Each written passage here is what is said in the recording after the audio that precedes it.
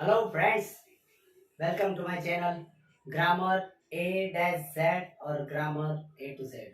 दोस्तों, जैसा कि आप जानते हो कि हमारा जो सेशन चल रहा है वो एक्टिव और पैसिव का चल रहा है। और आज का जो टॉपिक है बहुत ही इंटरेस्टिंग टॉपिक है, क्योंकि जो सेंटेंसेस नॉर्मली लाइफ में बोले जाते हैं, खास करके इंग्लिश में भी बोले जाते हैं, लेकिन एक जो बंदा जो इंग्लिश सीखने की कोशिश कर रहा है उस बंदे को ऐसे सेंटेंस बोलने में शुरुआत में कि बहुत दिक्कतें होती है, लेकिन धीरे धीरे अगर प्रैक्टिस करता है तो वो बंदा भी ये सेंटेंस बहुत अच्छी तरह से बोल भी पाता है और लिख भी पाता है। तो आज का हमारा टॉपिक है future perfect and perfect models.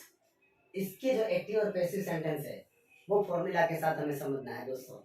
तो देखिए, फ्यूचर परफेक्ट और परफेक्ट मॉडल्स क्यों, एक्चुअली जो मैंने फ्यूचर परफेक्ट इसलिए लिया क्योंकि शैल विल सिर्फ और सिर्फ फ्यूचर में आता है, राइट। और बाकी can could may might should would must और टू उसको मॉडल्स कहा जाता है। तो shall will one kind of modals ही है, राइट। लेकिन आज हमें जो इसका सेंटेंस फॉर्मेशन दोनों का सेम है, सेंटेंस फॉर्मेशन में कोई फर्क नहीं है। तो इसलिए मैंने क्या है कि शैल will can could may might should would must और टू साथ में लिया है। तो पहला हम देख लेते हैं उसका एफर्मेटिव सेंटेंस का फॉर्मेशन, कि अगर एफर्मेटिव सेंटेंस या डिक्लेरेटिव सेंटेंस हम बोल सकते हैं, उसका फॉर्मेशन क्या है कि सब्जेक्ट, उसके बाद शैल will can could may might should would must या ऑट टू, ये सारे मॉडल्स आएंगे। उसके बाद हैव प्लस V3, क्योंकि हम कौन सा टेंस सीख रहे हैं, परफेक्ट, फ्यूचर परफेक्ट। तो परफेक्ट में ऑलवेज क्या आता है, या तो हैव आता है, हैज आता है, हैड आता है। तो यहाँ पे फ्यूचर टेंस मतलब शैल विल तो साथ में आएगा, उसके साथ हैव प्लस V3 आएगा। परफेक्ट मॉडल से इसलिए can could may might should would must और टू तो आएगा ही। उसके बाद हैव प्लस V3 आएगा एक्टिव में। उसके बाद ऑब्जेक्ट और अदर वर्ड्स, अगर इस काम पैसिव करते हैं तो ऑब्जेक्ट आगे आ जाता है। उसके बाद मॉडल्स, मैं अगर मॉडल्स बोलता हूँ तो आपको समझ लेना है, ये सारा शैल will can could may might should would must और टू, ये सारे के सारे मॉडल्स कहलाते हैं। मॉडल्स प्लस हैव बीन, देखिए सारे के सारे परफेक्ट टेंसेस, उसमें बी का थर्ड फॉर्म आता है, मतलब बीन, राइट। तो यहाँ पे हैव बीन आएगा, उसके बाद V3 आएगा, बाय सब्जेक्ट और अदर वर्ड्स आएगा। अगर नेगेटिव सेंटेंस हम बनाते हैं तो एक्टिव में क्या हो जाएगा, सब्जेक्ट आएगा, मॉडल्स, उसके बाद हैव, उसके बाद नॉट और उसके बाद V3, object and other words, ठीक है। तो यहाँ पे कॉमन क्या है, future perfect and perfect models में कॉमन है have plus V3 and models, ये तीनों चीज कॉमन है, राइट। उसी तरह अगर हम नेगेटिव बताते हैं, पैसिव का नेगेटिव, ठीक है, ये एक्टिव है, एक्टिव की फॉर्मेशन है ये, और ये पैसिव की फॉर्मेशन है।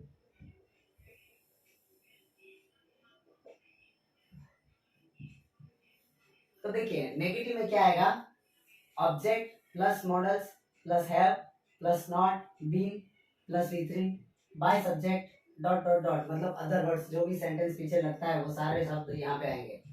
उसी तरह अगर इंट्रोगेटिव बनाते हैं हम लोग तो इंट्रोगेटिव में मॉडल्स सारे आगे आ जाएंगे, shall will can could may might should would must and ought to. उसके बाद सब्जेक्ट, सब्जेक्ट के बाद have plus V3, object and other words. और अगर पैसिव हम करते हैं इसी इंट्रोगेटिव का तो मॉडल्स आगे रह जाएंगे, उसके बाद ऑब्जेक्ट आ जाएगा, ऑब्जेक्ट के बाद have been plus V3 by subject and other words, ठीक है। अब जरा एग्जाम्पल से हम समझते हैं, लेकिन एग्जाम्पल के साथ साथ थोड़ा ट्रांसलेशन को समझिए। जैसा कि मैं हर बार कहता हूँ कि हमारी मदर टंग जो है इंग्लिश नहीं है। हमारी मदर टंग या तो हिंदी हो सकती है, पंजाबी हो सकती है, मलयालम हो सकती है, राजस्थानी, मारवाड़ी, गुजराती, मराठी, तेलुगु, कुछ भी हो सकती है। तो हमें जरूरत क्या है कि हर सेंटेंस को अपनी मदर टंग में समझना कि प्रॉपर इसका ट्रांसलेशन क्या होता है, ठीक है।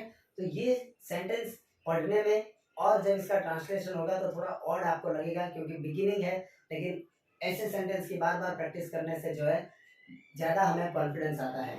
तो देखिए पहला हमारा सेंटेंस है, Nancy will have given her 10th exam by the end of March 2023। इसका मतलब क्या है कि भविष्य में एक निश्चित समय पर कार्य पूर्ण हो गया होगा, वैसा हमें जब बताना है तब फ्यूचर परफेक्ट आता है।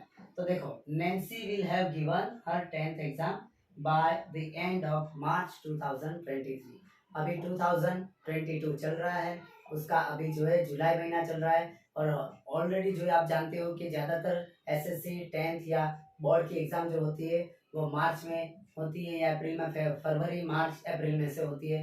तो हम मार्च लेके चलते हैं। तो यहाँ पे ये कहना चाहते हैं कि नैन्सी ने अपनी 10वीं की एग्ज़ाम मार्च 2023 के अंत तक दे दी होगी। सोचिए, ये सेंटेंस को समझिए कि नैन्सी ने 10वीं की एग्जाम मार्च 2023 के अंत तक दे दी होगी। जो 2023 अभी आने वाला है, लेकिन फ्यूचर में एक निश्चित समय पे वो कार्य संपूर्ण हो गया होगा, ऐसा दिखाने के लिए फ्यूचर परफेक्ट। अब इसका बेसिस जब हम करते हैं तो याद रखिए हमारा ऑब्जेक्ट क्या है, पहले ये समझ लेते हैं। नैन्सी सब्जेक्ट है, उसके बाद मॉडल क्या है, विल है, उसके बाद हैव आ गया, गिवन V3 है, हर 10th एग्जाम वो ऑब्जेक्ट है, and bye the end of March 2023 वो उसका अदर वर्ड है। अब हम आते हैं यहाँ पे बेसिक में, तो हर 10th एग्जाम ऑब्जेक्ट है तो वो आगे आ गया, हर 10th एग्जाम विल का विल ही रहेगा, will have been given by Nancy by the end of March 2023। मतलब मार्च 2023 के अंत तक नैन्सी द्वारा उसकी 10वीं की परीक्षा दी गई होगी। समझिए, राइट? ये हो गया पैसिव। अब इसको अगर हमें मान लो नेगेटिव करना है, सेंटेंस का प्रोनाउंसिएशन प्रॉपर होना जरूरी है और साथ में अंडरस्टैंडिंग। अगर हम इसका नेगेटिव इस फॉर्मेशन के हिसाब से करते हैं, Nancy will have not given her 10th exam by the end of January 2023। हम थोड़ा चेंज कर देते हैं, यहाँ पे मार्च की जगह जनवरी ले लेते हैं। तो Nancy will have not given her 10th exam by the end of जनवरी 23। मतलब जनवरी 23 के अंत तक नैन्सी ने अपनी 10वीं की परीक्षा नहीं दी होगी, राइट? और उसी का पैसिव करते हैं, तो her 10th exam will have not been given by Nancy by the end of January 2023, right? तो नैन्सी द्वारा उसकी 10वीं की परीक्षा जनवरी 2023 के अंत तक नहीं दी गई होगी, राइट? ऐसा। अब आते हैं इंट्रोगेटिव में, तो देखिए क्या है, मॉडल्स आगे आने चाहिए। तो मॉडल्स में क्या है, विल है, तो will Nancy have given her 10th exam by the end of March 2023। मतलब क्या नैन्सी ने मार्च 2023 के एंड तक उसकी 10वीं की परीक्षा दे दी होगी, ऐसा। और इसका पैसिव करेंगे तो हर 10th एग्जाम, तो यहाँ पे भी क्या लेना है, विल आगे ले लेना है, तो will her 10th exam have been given by Nancy by the end of March 2023, right? तो क्या नैन्सी द्वारा मार्च 2023 के अंत तक उसकी 10वीं की परीक्षा दे दी गई होगी, ऐसा, राइट? अब यहाँ पे आते हैं, सेकंड सेंटेंस लिया है मैंने, देखो, you should have contacted me before going for interview. अब इस सेंटेंस को समझिए, ये मॉडल से शुड का प्रयोग किया गया है, लेकिन सेंटेंस कैसे बनता है कि you should have contacted me before going for interview. Interview में जाने से पहले तुम्हें मुझे कांटेक्ट करना चाहिए था।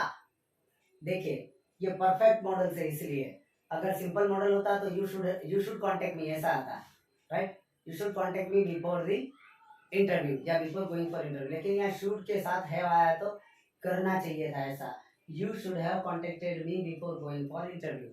तुम्हें इंटरव्यू में जाने से पहले मेरा संपर्क करना चाहिए था, राइट? ऐसा।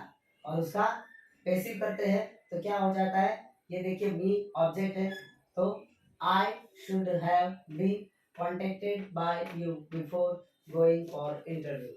मतलब इंटरव्यू में जाने से पहले तुम्हारे द्वारा मेरा संपर्क किया जाना चाहिए था। समझिए, इंटरव्यू में जाने से पहले तुम्हारे द्वारा मेरा संपर्क किया जाना चाहिए था, इस तरह से, ठीक है? अब इस पे भी नेगेटिव ले लेते, you should have not contacted me. यहाँ थोड़ा चेंज कर देते हम, सेंटेंस बिफोर की जगह आफ्टर ले लेते, you should have not contacted me after going for interview. Interview में जाने के बाद मेरा कांटेक्ट नहीं करना चाहिए था तुम्हें, ठीक है? ऐसा नेगेटिव, इंटरव्यू में जाने के बाद मेरा कांटेक्ट नहीं करना चाहिए था, जाने से पहले तुम्हें मेरा कांटेक्ट करना चाहिए था, ऐसा। तो इसका पैसे क्या बनेगा, I should have not been contacted by you before going for interview. मतलब इंटरव्यू में जाने से आफ्टर, बिफोर की जगह हम आफ्टर ले लेंगे यहाँ पे।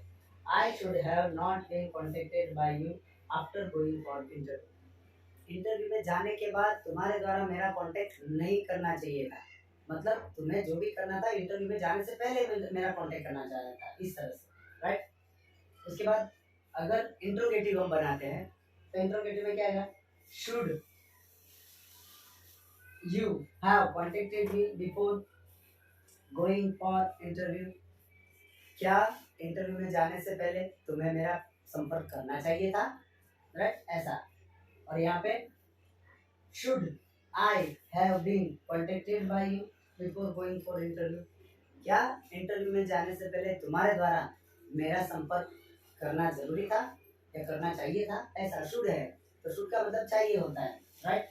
अब देखिए तीसरा सेंटेंस ले लेते हैं, राज could have won the first prize if he had come first in the race।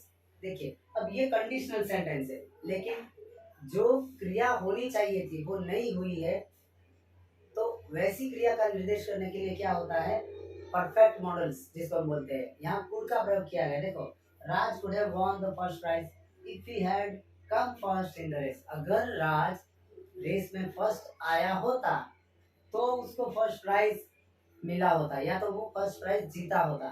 लेकिन इसका मतलब ये है कि राज रेस में फर्स्ट नहीं आया है, संभावना है एक, लेकिन कंडीशन है। तो ऐसे जो सेंटेंस हम बोलते हैं ये परफेक्ट मॉडल्स के तौर पे हम उसको इंग्लिश में बोल सकते हैं या तो लिख सकते हैं कि Raj could have won the first prize if he had come first in the race. अगर राज रेस में फर्स्ट आया होता तो वो पहला इनाम जीत चुका होता, राइट, या जीत सकता था, कुड है, राइट। अब यहाँ पे देखो the first prize could have been won by Raj if he had come first in the race. अगर राज रेस में फर्स्ट आया होता तो उसके द्वारा फर्स्ट प्राइज जीता जा सकता था। समझिए सेंटेंस को, यहाँ पे क्या है कि वो फर्स्ट प्राइज जीत सकता था, ऐसा है, लेकिन यहाँ पे क्या है, उसके द्वारा फर्स्ट प्राइज जीता जा सकता था, इस तरह से। अब इसका भी नेगेटिव हम बना दें तो माइनर चेंज करेंगे सेंटेंस में, Raj could have not won the first prize if he had not come first in the race. अगर राज रेस में फर्स्ट नहीं आया होता तो वो जो है पहला इनाम नहीं जीत सकता था, लेकिन वो फर्स्ट आया है रेस में इसलिए वो पहला इनाम जीत सका है, ऐसा, राइट। तो यहाँ negative, Raj could have not won the first prize if he had not, यहाँ पे हम नॉट रखेंगे, come first in the race. Condition है अगर राज रेस में फर्स्ट नहीं आया होता तो वो पहला इनाम जीत नहीं सकता था, राइट। उसी तरह इसका passive, the first prize could have not been won by Raj if he had not come first in the race. अगर राज रेस में फर्स्ट नहीं आया होता तो उसके द्वारा पहला इनाम जीता नहीं जा सकता था, ठीक है, इस तरह से। ये हो गया एफर्मेटिव, नेगेटिव, इंट्रोगेटिव। हमने 3 सेंटेंस लिए एक्टिव और पैसिव में। अब हम ले रहे हैं इंट्रोगेटिव सेंटेंस जिसको बोलते हैं WH क्वेश्चन। तो WH क्वेश्चन में मैंने एग्जांपल लिए, तो 4 एग्जांपल यहाँ पे है और बाकी के 4 पैसिव बनाए हैं हमने, ठीक है। तो देखिए, who will have given her 10th exam before the end of March 2023। मतलब मार्च 2023 से पहले किसने अपनी 10वीं की परीक्षा दे दी होगी। तो इसका पैसिव क्या बनता है, by whom will have her 10th exam been given by the end of March 2023। यहाँ पे 2 बाय आया है, एक तो बाय जो है ये सपोर्टिंग पैसिव के लिए, राइट, और दूसरा बाय हुम किसके लिए, तो सपोर्टिंग पैसिव हो गया, और दूसरा bye the end of March 2023 time indication के लिए, फ्यूचर का टाइम इंडिकेट कर रहा है, ठीक है। किसके द्वारा मार्च 2023 के अंत तक 10वीं की परीक्षा दी गई होगी, राइट। अब second sentence, whom should I have contacted before going for interview। Interview में जाने से पहले मुझे किसका कांटेक्ट करना चाहिए था, ठीक है। whom should, यहाँ पे देखो whom आ गया है, whom should I have, right. Contacted before going for interview, interview में जाने से पहले मुझे किसका कांटेक्ट करना चाहिए था, किससे मुझे मिलना चाहिए था।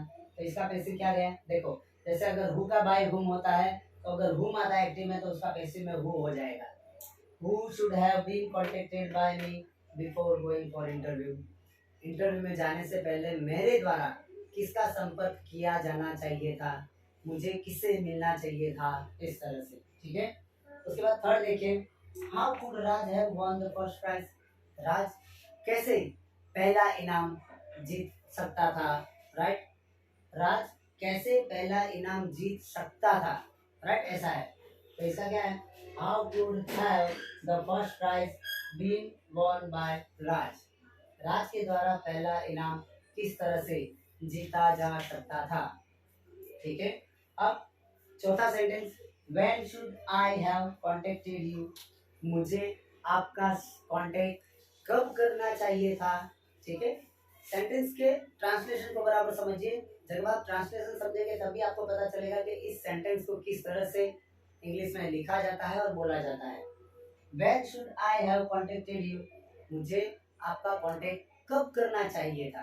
ठीक है, तो इसका पैसे क्या बनता है, when should have you been contacted by me, मेरे द्वारा आपका कांटेक्ट कब किया जाना चाहिए था। ठीक है, तो दोस्तों ये सेंटेंस बोलने में लिखने में शुरुआती तौर पे बहुत ही जो है मतलब ऑड लगते हैं, तो मैं आपसे यही कहूँगा कि बार बार ऐसे सेंटेंस की प्रैक्टिस कीजिए। ठीक है, और अगर आप प्रैक्टिस के लिए सेंटेंस चाहते हैं तो मुझे कमेंट बॉक्स में लिखिए, ताकि मैं जो है आपको सेंटेंस भेज सकूँ। और जैसा मैं हर बार कहता हूँ, practice makes the man perfect, आप प्रैक्टिस कीजिए, जितनी आप ज़्यादा प्रैक्टिस करोगे उतना आपका कॉन्फिडेंस लेवल बढ़ेगा और उतनी अच्छी तरह से आप इंग्लिश बोल भी सकोगे और लिख भी सकोगे। ठीक है दोस्तों, तो ये आज का हमारा टॉपिक था, future perfect and perfect models, जो हमने एक्टिव और पैसिव दोनों सेंटेंस समझे। अब अगले वीडियो में एक नए और इंटरेस्टिंग टॉपिक के साथ आपसे फिर रूबरू होगा। तब तक के लिए धन्यवाद, टेक केयर। और सबसे पहले आप सब लोगों का बहुत बहुत धन्यवाद, क्योंकि आप सब लोगों की वजह से जो है डे बाय डे व्यूज़ मेरी वीडियो के बढ़ रहे हैं, आप मेरे चैनल को सब्सक्राइब कर रहे हैं, मेरी वीडियो को लाइक कर रहे हैं, उसके लिए आपका दिल से तहे दिल से बहुत बहुत धन्यवाद।